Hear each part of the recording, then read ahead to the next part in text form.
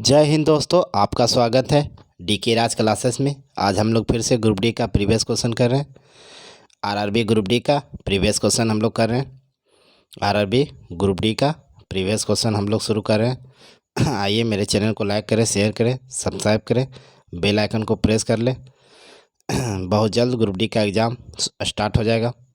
पहले होगा NTPC 7 phase का एग्ज़ाम, उसके बाद आरआरबी ग्रुप डी का एग्ज़ाम होगा। आगे चलते हैं, हम लोग शुरू करते हैं। निम्नलिखित में से किस संगठन द्वारा बैंकों का ब्याज दर निर्धारित और विनियमित की जाती है? निम्नलिखित में से किस संगठन द्वारा बैंकों की ब्याज दर निर्धारित और विनियमित की जाती है? किससे की जाती है? भारतीय रिजर्व बैंक। भारतीय रिजर्व बैंक। मौद्रिक नीति कौन जारी करता है? मौद्रिक नीति आरबीआई। आरबीआई किस एक्ट में स्थापित हुआ था? 1934 के एक्ट में, 1 अप्रैल 1935 को। इसका मुख्यालय उस समय कहाँ था? उसमें जब स्थापना हुआ था उस समय कोलकाता था, लेकिन वर्तमान में कहाँ? वर्तमान में मुंबई है। वर्तमान में मुंबई है। इसके प्रथम अध्यक्ष कौन बने थे? आरबीआई के प्रथम अध्यक्ष कौन बने थे? ओस्मान स्मिथ। ओस्मान स्मिथ। पहले भारतीय अध्यक्ष कौन बने थे? भारतीय अध्यक्ष कौन बने थे? CD Deshmukh. CD Deshmukh. RBI का प्रतीक चिन्ह क्या है? आरबीआई का प्रतीक चिन्ह क्या है? प्रतीक चिन्ह बाघ एवं तार है। बाघ एवं तार। आगे चलते हैं। आरबीआई का स्थापना किस समिति के सिफारिश पर हुई थी? हिल्टन यंग समिति। हिल्टन यंग समिति। आरबीआई का राष्ट्रीयकरण कब हुआ? आरबीआई का राष्ट्रीयकरण 1 जनवरी 1949 को हुआ था। 1949 के। आरबीआई का वर्तमान अध्यक्ष कौन है? वर्तमान अध्यक्ष कौन है? शक्तिकांत दास। शक्तिकांत दास। भारत का केंद्रीय बैंक कौन है सर? भारत का केंद्रीय बैंक आरबीआई। आरबीआई को क्या कहा जाता है? बैंकों का बैंक। बैंकों का बैंक कहा जाता है। वह दर जिस पर आरबीआई वाणिज्य बैंक को ऋण देता है उसे क्या कहते हैं? उसे कहते हैं बैंक दर। उसे क्या कहते हैं? बैंक दर, है ना, बैंक दर कहते हैं। आगे चलते हैं, अगला क्वेश्चन करते हैं। इतना क्वेश्चन आरबीआई से था, याद कर लीजिएगा। आगे चलते हैं तो करेंट हो जाएगा, ये भी करेंट है। आगे चलते हैं, अगला क्वेश्चन करते हैं। ये भी करेंट है। दाब। दाब है गया। दाब बराबर क्या होता है बताइए तो? दाब पी बराबर क्या होता है? प्रेशर बराबर फोर्स बटा एरिया। फोर्स बटा एरिया, है ना। क्या होता है? फोर्स बटा एरिया।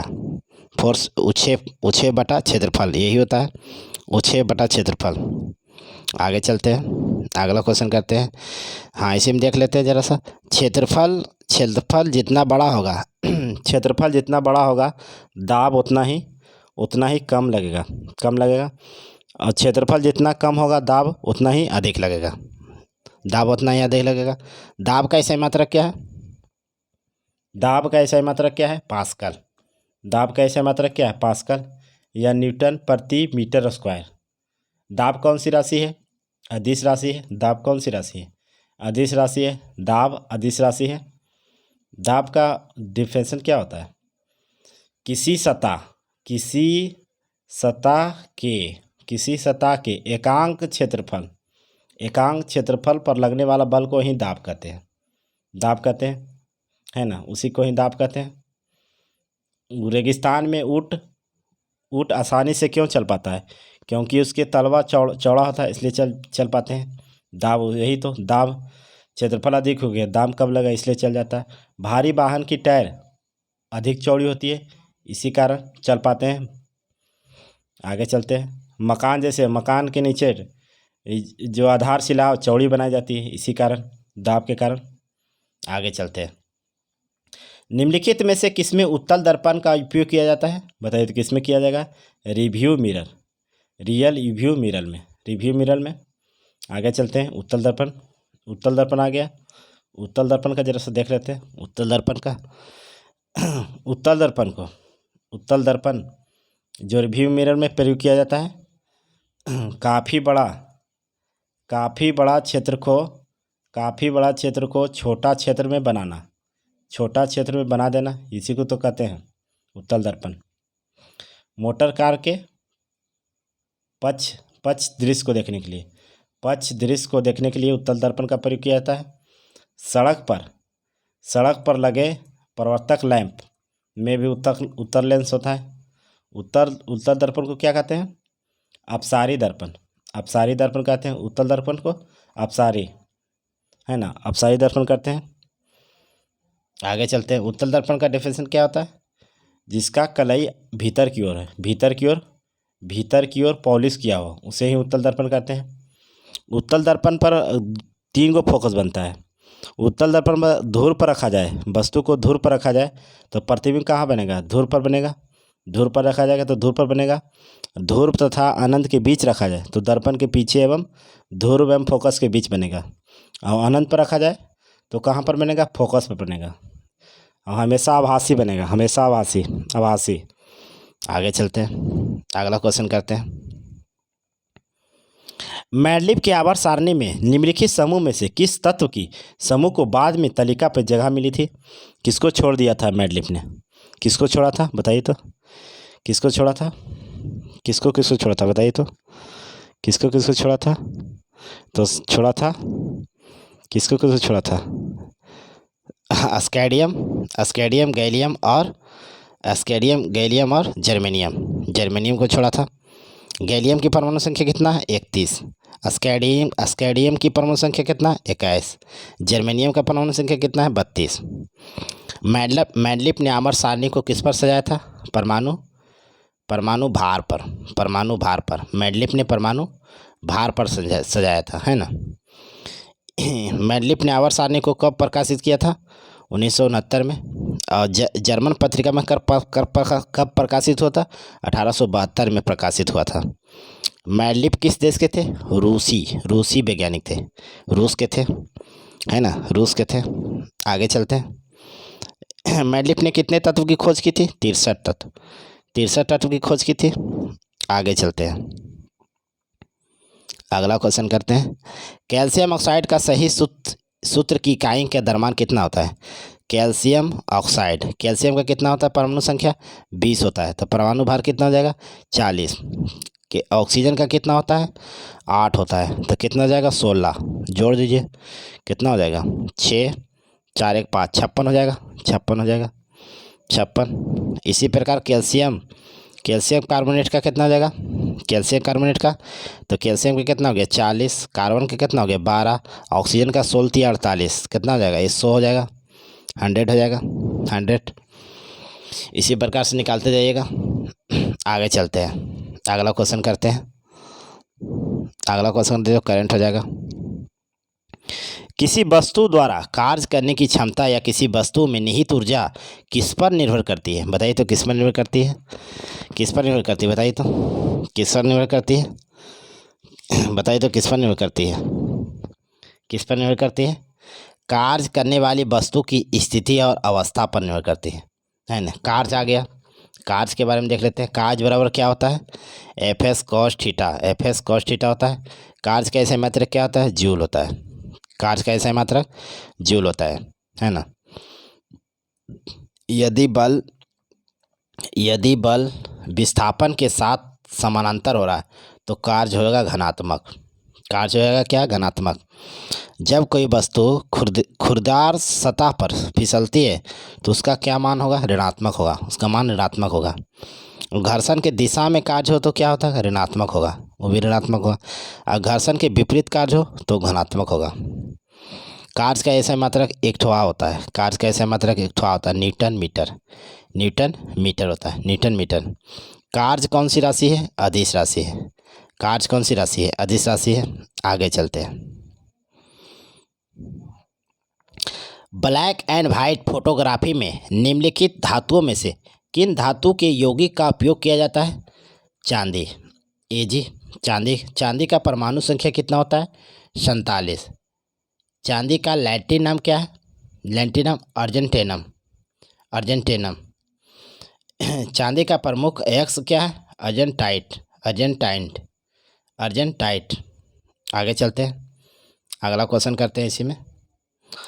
हॉर्न सिल्वर किसे कहा जाता है? हॉर्न सिल्वर किसे कहा जाता है? हॉर्न सिल्वर, सिल्वर क्लोराइड को कहा जाता है, सिल्वर क्लोराइड को कहा जाता है। फोटोग्राफी में पिक्सल के रूप में किसका प्रयोग किया जाता है? Sodium thiosulphate, sodium thiosulphate. और फोटोग्राफी में सिंपल के रूप में तो सिल्वर ब्रोमाइड, सिल्वर ब्रोमाइड। कृत्रिम वर्षा में किसे प्रयोग किया जाता है? कृत्रिम वर्षा में सिल्वर आयोडाइड। विद्युत का अच्छा चालक कौन है? विद्युत का अच्छा चालक चांदी है। विद्युत का सबसे कम प्रतिरोधकता किसके पास होता है? चांदी के पास होता है, क्योंकि सुचालक अधिक है ना। आगे चलते हैं, इतना क्वेश्चन कर दिए, आगे चलते हैं। शुक्र वाहिका समान मार्ग के निर्माण के लिए मूत्राशय से होकर आने वाली नलिका के साथ जुड़ी होती है, जिसे हम क्या कहते हैं? बताइए तो, जिसे हम क्या कहते हैं? जिसे हम कहते हैं मूत्र मार्ग, मूत्र मार्ग कहते हैं। शुक्राणु का निर्माण कहाँ पर होता है?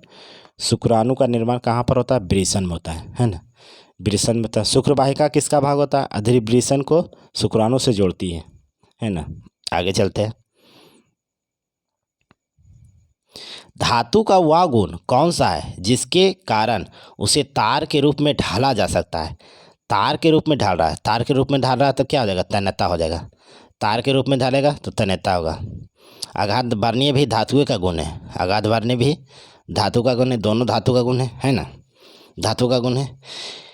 धातु का गुण क्या होता है? इलेक्ट्रॉन को त्याग कर जो धनायन बनाए वही तो धातु होता है। धातु जो है विद्युत एवं ऊष्मा का क्या होता है? सुचालक होता है, सुचालक होता है ना। धातु के 72 कोष में कितने इलेक्ट्रॉन होते हैं? 1, 2 और 3 होते हैं, 1, 2, 3 होते हैं, है ना। धातु को आवर्त सारणी में कहाँ रखा गया है? धातु को आवर्त सारणी में बाईं ओर और मध्य ओर, बाईं और मध्य में रखा गया है ना। बाईं ओर कहाँ रखा गया? बाईं।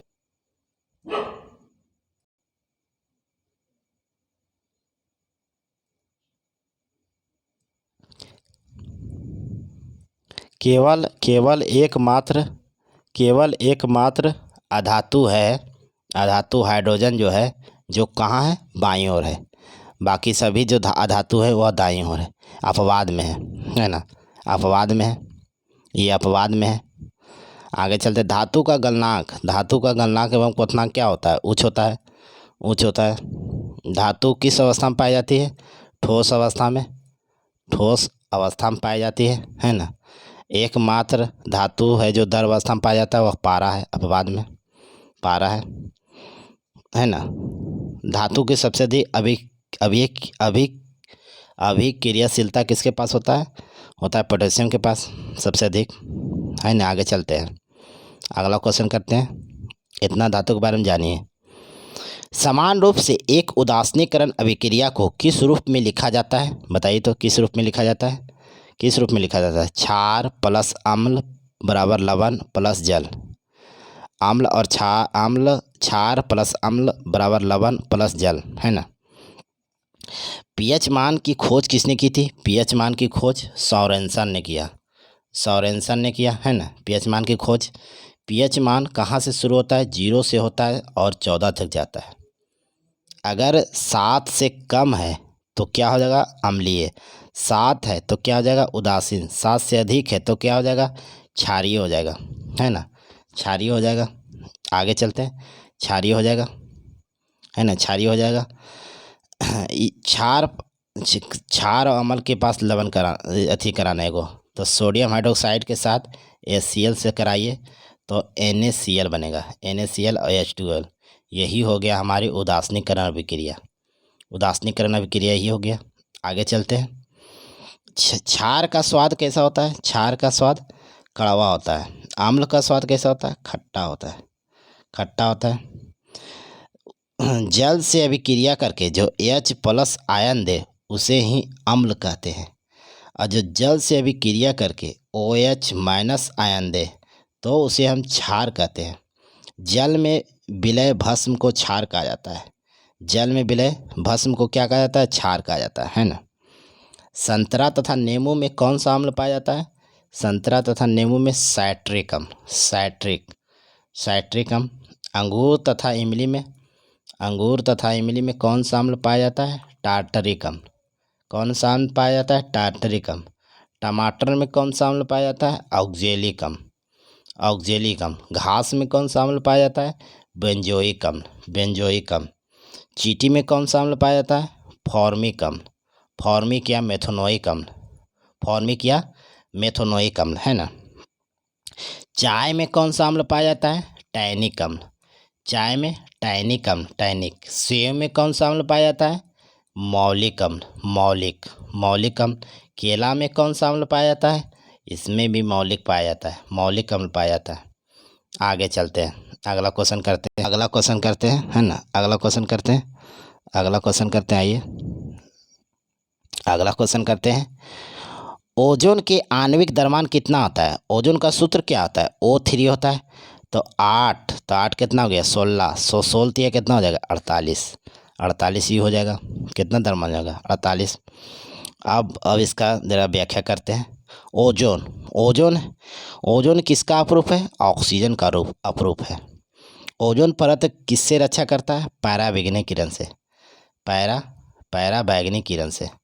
पराबैंगनी किरण की खोज किसने की? रीटर ने की है।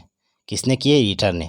ओजोन गैस को सबसे अधिक कौन प्रभावित करता है, क्षति पहुंचाता है? CFC गैस, है ना। ओजोन परत के लिए कौन सा सम्मेलन हुआ था? Montreal protocol. मॉन्ट्रियल प्रोटोकॉल कहाँ है? कनाडा में। कनाडा में जगह है। यह हुआ था 1987 में। 87 में हुआ था। आगे चलते हैं, अगला क्वेश्चन करते हैं हम लोग। अली बंधु शौकत और मोहम्मद अली द्वारा भारत में किस आंदोलन का नेतृत्व किया गया था? कौन सा आंदोलन का नेतृत्व किए थे ये लोग? किए थे खिलाफत आंदोलन। खिलाफत आंदोलन कब चालू हुआ था? 1919 में। 1919 में खिलाफत आंदोलन की अध्यक्षता भारत में कहाँ हुई थी? अध्यक्षता हुई थी दिल्ली में। और अध्यक्षता किसने किए थे? महात्मा गांधी ने किए थे। महात्मा गांधी ने किए थे। यह आंदोलन किस देश में शुरू हुआ था? तुर्की में शुरू हुआ था। तुर्की की राजधानी कहाँ स्थित है? अंकारा स्थित है। तुर्की की राजधानी कहाँ है? अंकारा। तुर्की के सुल्तान के अपमान के कारण शुरू हुआ था। इस आंदोलन को किसने कहा था हिंदू मुस्लिम एकता के रूप में देखा था? किसने? महात्मा गांधी ने देखे थे। महात्मा गांधी ने हिंदू मुस्लिम को एकता के रूप में देखे थे इस आंदोलन में, है ना।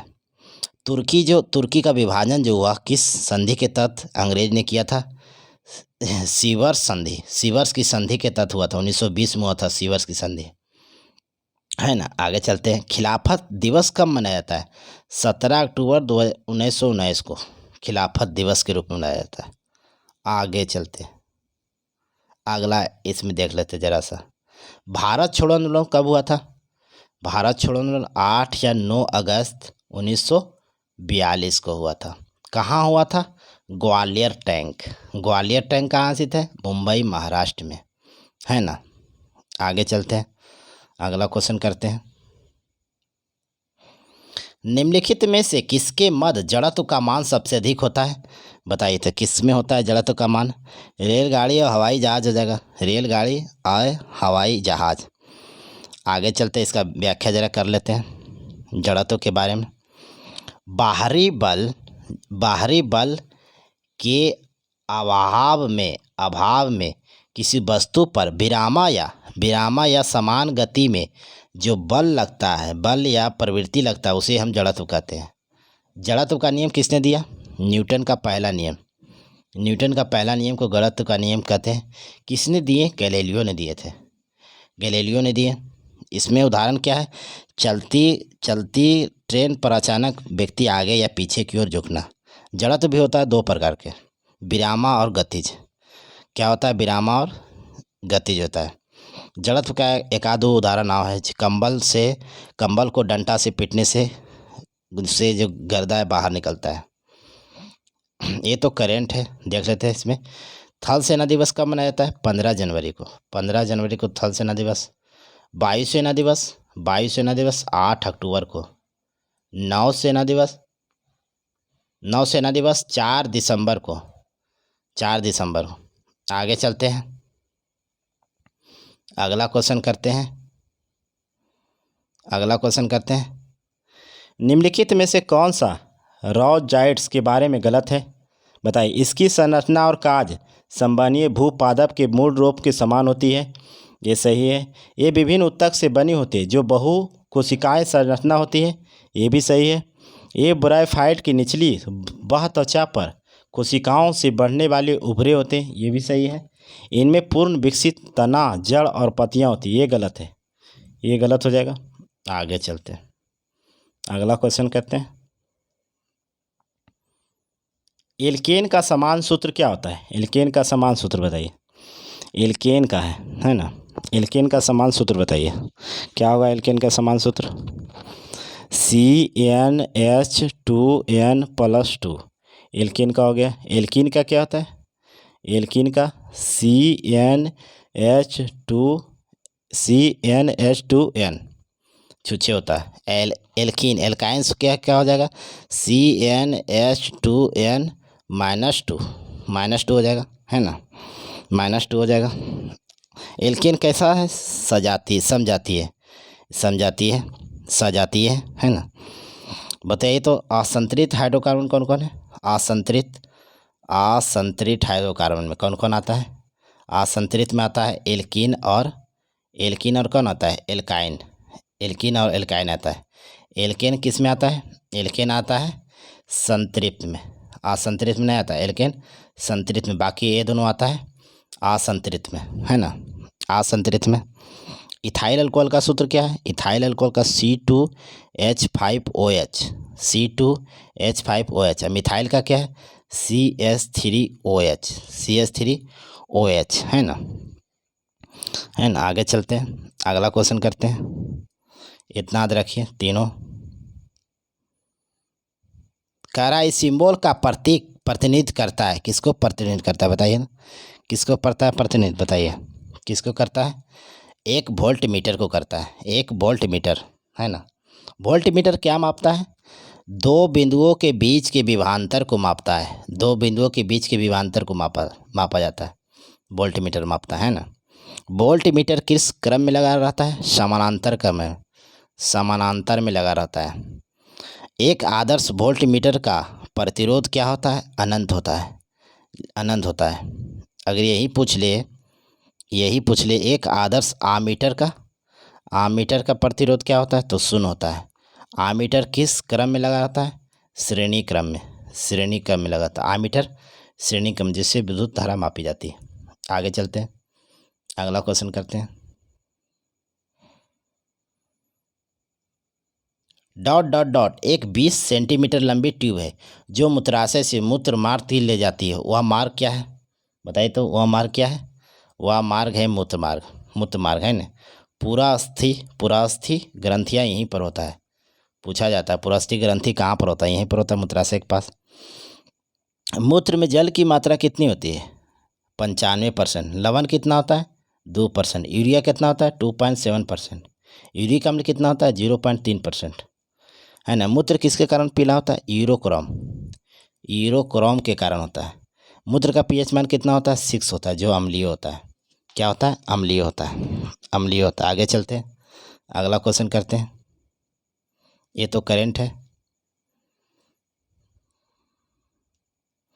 निम्नलिखित में से कौन सा अस्थायी उत्तक का एक उदाहरण है? अस्थायी उत्तक जाइलम हो जाता है ना, जाइलम और फ्लोएम, जाइलम और फ्लोएम। उत्तक दो प्रकार के होते हैं, सरल और जटिल होते हैं, दो प्रकार के होते हैं, है ना, दो प्रकार के उत्तक होते हैं, सरल और जटिल होते हैं। जाइलम और फ्लोएम को क्या कहा जाता है? संवहनीय, संवहनीय बंडल या संवहनीय उत्तक कहा जाता है। जाइलम का कार्य क्या है? जाइलम का कार्य है जल संवहन तथा यांत्रिक समर्थन प्रदान करना एवं भोजन को संग्रह करना, भोजन को संग्रह करना, भोजन को संग्रह करना, ये जाइलम का कार्य है। फ्लोएम का कार्य क्या है? फ्लोएम का कार्य क्या है? पत्ती से प्रकाश संश्लेषण तैयार किए गए भोजन को अन्य भागों तक पहुंचाना, यही कार्य है इसका। आगे चलते हैं। भारत के संविधान में मौलिक अधिकार को पारित करने का विचार किस देश के संविधान से प्रेरित है? बताइए मौलिक अधिकार किस देश से लिया गया है? मौलिक अधिकार अमेरिका से लिया गया, अमेरिका से लिया गया। मौलिक अधिकार किस भाग में? भाग 3, अनुच्छेद बताइए। 12 से 35, 12 से 35, है ना। अमेरिका से और क्या क्या लिया गया? अमेरिका से क्या क्या लिया गया? न्यायिक पुरलोकन, न्यायिक पुनर्लोकन, न्यायिक पुनर्लोकन, उच्चतम न्यायालय के न्यायाधीश की अधिकार, उपराष्ट्रपति का पद, वित्तीय आपात, संघीय ढांचा कहाँ से लिया गया? कनाडा से। प्रस्तावना कहाँ से लिया गया? अमेरिका से। अब प्रस्तावना की भाषा कहाँ से लिया गया? ऑस्ट्रेलिया से। संसदीय प्रणाली कहाँ से लिया गया? ब्रिटेन से। विधि द्वारा स्थापित प्रक्रिया कहाँ से लिया गया? तो विधि द्वारा स्थापित प्रक्रिया जापान से। अब विधि प्रक्रिया कहाँ से, विधि का शासन कहाँ से लिया गया? ब्रिटेन से। एकल नागरिकता कहाँ से लिया गया? ब्रिटेन से। 7वीं अनुसूची कहाँ से लिया गया? ऑस्ट्रेलिया से। केंद्र राज्य संबंध कहाँ से लिया गया? ऑस्ट्रेलिया से। राष्ट्रपति के निर्वाचन मंडल तथा राष्ट्रपति द्वारा राष्ट्र स्वयं व्यक्ति को मनोनीत कहाँ से लिया गया? आयरलैंड से। डीपीएसपी कहाँ से लिया गया? आयरलैंड से। संविधान संशोधन कहाँ से लिया गया? दक्षिण अफ्रीका से। आपातकाल किस देश से लिया गया? जर्मनी के बीमर संविधान से, जर्मनी के बीमर संविधान से। आगे चलते हैं, अगला क्वेश्चन करते हैं, अगला क्वेश्चन करते हैं। यदि एक बंदूक से गोली चलाई जाती है और बंदूक पीछे की ओर आती है तो बंदूक की गतिज ऊर्जा क्या होगी? बताइए तो बंदूक की गतिज ऊर्जा क्या होगी? गोली से कम होगी, है ना। गतिज ऊर्जा का सूत्र क्या होता है? Half mv²। स्थितिज ऊर्जा का mgh क्या होता है? mgh, है ना, mgh होता है। किसी वस्तु की वेग दुगुना करने पर गतिज ऊर्जा 4 गुनी होती है। अब वेग 3 गुना करने पर गतिज ऊर्जा 9 गुना होती है। आगे चलते हैं, अगला क्वेश्चन करते हैं, है ना, अगला क्वेश्चन करते हैं। आइए अगला क्वेश्चन क्या करते हैं, अगला क्वेश्चन करते हैं। प्रत्येक न्यूरॉन के एक साइटोन सेल सेड बॉडी से निर्मित होता है जिनमें से कई छोटी छोटी शाखाएं निकलती है जिन्हें हम क्या कहते हैं? दुमिकाएं कहते हैं, है ना। तंत्रिका तंत्र की इकाई क्या है? न्यूरॉन है। किडनी की इकाई क्या है? नेफ्रॉन है। मनुष्य में कितनी जोड़ी कपाल तंत्रिका तंत्र पाई जाती है? 12 जोड़ी। और मेरुरज्जु कितना पाया जाता है? 13 जोड़ी, है ना। मस्तिष्क की झिल्लियाँ में जो झिल्लियाँ कितने प्रकार के होते हैं? 3 प्रकार के होते हैं। उसी झिल्ली में सूजन आ जाता है तो मेनिंजाइटिस रोग हो जाता है। मेनिंजाइटिस रोग इसी कारण होता है। मस्तिष्क कितने भागों में बांटा गया? 3 भाग में। ब्रेन कितने भागों में? 3 भाग में। अग्र मस्तिष्क, मध्य मस्तिष्क और पश्च मस्तिष्क, है ना। प्रतिवर्ती क्रिया को नियंत्रित कौन करता है? स्पाइनल या मेरुरज्जु करता है। स्पाइनल या मेरुरज्जु करता है। मस्तिष्क का वजन कितना होता है? 1.5 kg होता है। 1.5 kg होता है ना, 1.5 kg होता है। मस्तिष्क के अस्थियां किस खोल में बंधे होते हैं? क्रेनियम में होते हैं, क्रेनियम में होते हैं, है ना। हाइपोथैलेमस किसका भाग है? अग्र मस्तिष्क का। किसका है? अगला मस्तिष्क का। हाइपोथैलेमस, सेरिबेलम, थैलेमस सब अग्र मस्तिष्क का है। पश्च मस्तिष्क का कौन होता है? सेरिबेलम और मेंडुला अबेगेंटा। मेंडुला अबेगेंटा पूछा गया था बिहार एसएससी में, किसका भाग होता है? शरीर के संतुलन कौन करता है? सेरिबेलम करता है। सेरिबेलम, शरीर के संतुलन सेरिबेलम करता है। सेरिबेलम करता है, शरीर का संतुलन करता है सेरिबेलम, है ना। और दर्द ठंडा गरम का महसूस कौन करता है? यह करता है थैलेमस करता है। अग्र मस्तिष्क का जो भाग है। प्यार, भूख, प्यास, गुस्सा, पसीना का नियंत्रित कौन करता है? हाइपोथैलेमस करता है। याददाश्त, बुद्धि, स्मृति कौन करता है? ये सेरिबेलम करता है। सेरिबेलम करता है। आगे चलते हैं, अगला क्वेश्चन करते हैं। पूर्वी भारत की पहाड़ी पट्टी मेघालय मूल रूप से किसका हिस्सा था? ये था असम का हिस्सा। असम का हिस्सा था, है ना। असम का हिस्सा था जो स्थापित हुआ था। मणिपुर का स्थापना कब हुआ था? 1972 में। सिक्किम का स्थापना कब हुआ था? 1975 में। 1975 में हुआ था, है ना। आगे चलते हैं, अगला क्वेश्चन करते हैं। इंडिया नाम किस नदी से लिया गया है? किस नदी से लिया गया? सिंधु नदी से लिया गया। इंडिया नाम किसने कहा था? यूनानियों ने कहा था। यूनानी ने कहा था। हिंदू किसने कहा था? हिंदू किसने कहा था भारत को? अरबों ने कहा था, अरबों ने। अरबों ने कहा था। हिंदुस्तान किस काल में भारत को कहा गया है? मध्यकाल में हिंदुस्तान कहा गया है भारत को। हिंदुस्तान हिंदुस्तान कहा गया है। आगे चलते हैं, अगला क्वेश्चन करते हैं। यदि एक वस्तु दोनों सिर से पकड़कर खींची जाती है तो उस पर जो बल लगता है उस बल को क्या कहते हैं? उस बल को क्या कहते हैं बताइए? उस बल को हम लोग कहते हैं खिंचाव बल। खिंचाव बल। बल का ऐसा मात्रक क्या होता है? बल का ऐसा मात्रक न्यूटन होता है। भार का ऐसा मात्रक न्यूटन होता है। आवेग का ऐसा मात्रक न्यूटन सेकेंड होता है। संवेग का ऐसा मात्रक केजी मीटर पर सेकेंड होता है। केजी मीटर पर सेकेंड होता है। बल कौन सी राशि है? बल सदिश राशि है। वेग में परिवर्तन को क्या कहते हैं? त्वरण कहते हैं। त्वरण कहते हैं, है ना, त्वरण कहते हैं। आगे चलते हैं, अगला क्वेश्चन करते हैं। अगला क्वेश्चन करते हैं। अगला क्वेश्चन करते हैं। डॉट डॉट डॉट मान नग्न होने पर कोई वस्तु की नियत गति चलती है, किससे चलती है बताइए? बल से। बल से। बल का ऐसा मात्रक न्यूटन होता है। बल का ऐसा मात्रक क्या होता है? दाब का ऐसा मात्रक पास्कल या न्यूटन प्रति मीटर होता है। वेग का ऐसा मात्रक, वेग का ऐसा मात्रक क्या होता है? मीटर पर सेकंड होता है। मीटर पर सेकंड। द्रव्यमान का क्या होता है? द्रव्यमान का ऐसा मात्रक केजी होता है। द्रव्यमान का ऐसा मात्रक केजी। आगे चलते हैं, अगला क्वेश्चन करते हैं। संगम काल के महाकाव्य शिल्पाधिकारम और मणिमेखला किस भाषा में लिखी गई है?